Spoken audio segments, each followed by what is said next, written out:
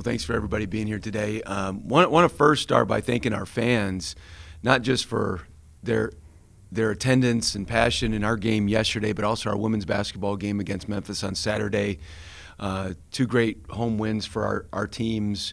I know we got to, as a men's basketball staff and program, take part and watch some of the women's game on Saturday. So just appreciate very much our fans for their support. It was an environment yesterday where we needed their help. We were able to get some key stops at key times. Of course, we're always pushing for more, but just the relationship between the play on the floor, the passion from our fan base to get a nice win over a historical rival in Wichita State. Now it's just turning the page. We'll review it with our team today, but then put our focus towards UAB and playing here at home on Wednesday, and look forward to having our fans with us again. Getting stops seemed like to be the key, but I thought you guys kind of packed the gaps really well, and you rebounded angrily. Now, Odom used a different word other than anger in the postgame, but I know you've talked a lot about the Honey Badger mentality, but that seemed to kind of kick in a little bit with just how well that you guys rebounded. Well, we've talked about that. The defense will tell you if you've won, the offense by how much. And so much with the offense can come from good defense.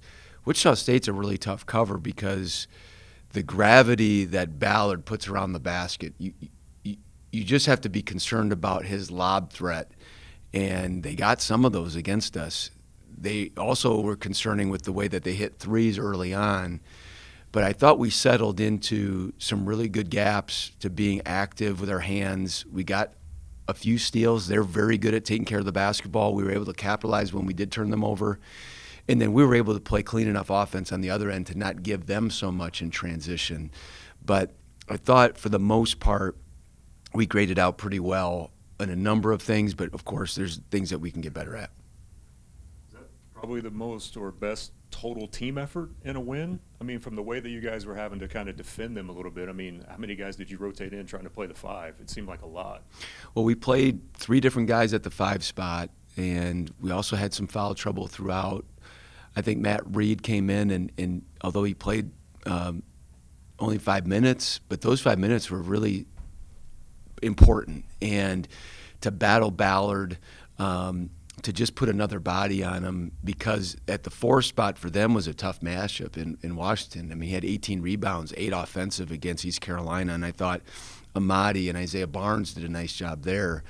And then, of course, their guards are downhill drivers, and we had some times where we got a little bit loose and a little bit out of our gaps. We got to be better at guarding the ball one-on-one.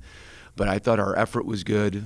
I thought right now with our starting group, the guys, we have productive guys coming in off the bench. We talk about having 2 waves and just trying to get as much production as we can out of both. Anyone else? What did you sense got away from you guys the first time you played at UAB? Yeah, a lot. In this league, there's games that I do think that this league is underrated. UAB is really talented. They were picked preseason number 1. It was one of those games that you play a good team that's hitting on all cylinders and you're just not playing very well, and they take advantage of it. We turned the ball over some, and they capitalized big time. We also missed a number of shots in the box area. They're a very good shot blocking team. They were able to turn that into points, and then I thought we felt the footsteps coming where we missed some chippies, and that just then started to snowball for them. But they're also a team that makes you pay on the glass. If you watch them closely, they run a number of set plays, and that guy they run the play for is shooting the ball. And sometimes he'll rise up and make it, but their whole team knows he's shooting the basketball, and then they crash the glass. They're one of the best in the country in offensive rebounding. So, Michael, in all areas, we got hurt. But it really, I thought, snowballed when they started to block some of our shots and we started to miss some chippies, turned into transition, and our confidence was a little bit shook, and you can't do that against UAB.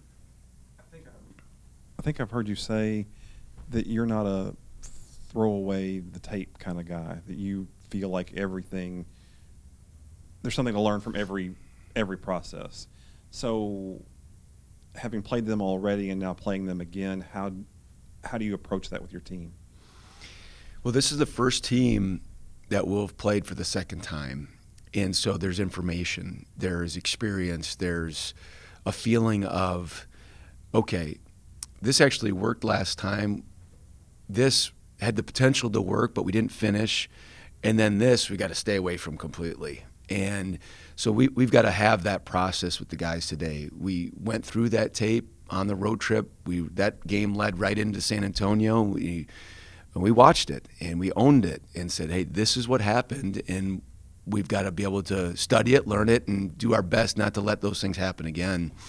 And so that comes through today in that film session where we do what we call a sneak peek 2 days before the game to again get a sense for UAB, but I know our guys will remember.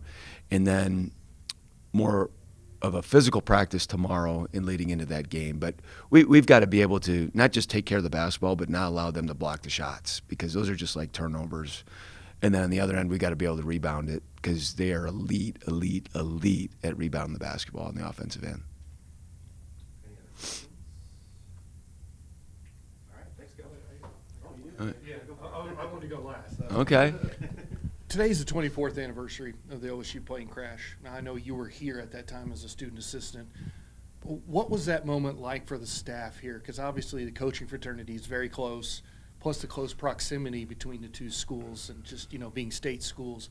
What was that moment like for you guys here? Do you remember? I remember it well. And also, I absolutely remember. And it's tragic and sad, and I think it's special how people remember. I think OSU has done a tremendous job of memorializing and remembering that tragic day.